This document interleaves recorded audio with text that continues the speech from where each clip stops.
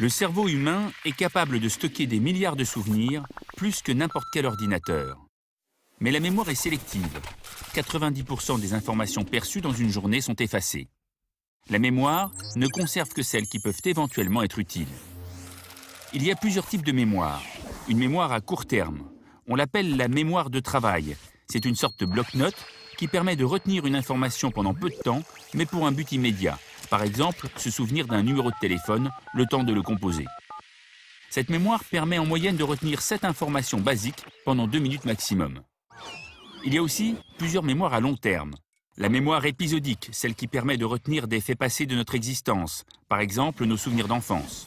La mémoire sémantique, elle permet de se souvenir des connaissances théoriques.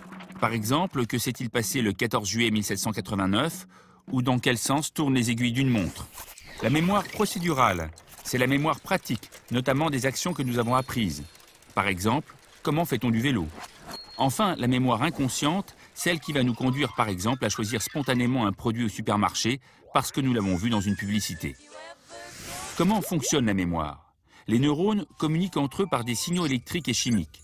Ils sont assemblés en réseau, un peu comme des micro-ordinateurs interconnectés. Les souvenirs sont des groupes de neurones connectés entre eux. Ils sont stockés un peu partout dans le cerveau. Il suffit qu'un des neurones du circuit soit réactivé pour que le souvenir ressurgisse. Dans le cas d'une lésion cérébrale, comme un accident vasculaire, certaines zones du cerveau sont endommagées et peuvent affecter la mémoire. Le malade devient par exemple incapable de lire parce que des neurones ont perdu leur connexion. Le cerveau ne peut plus se souvenir comment il a appris à lire.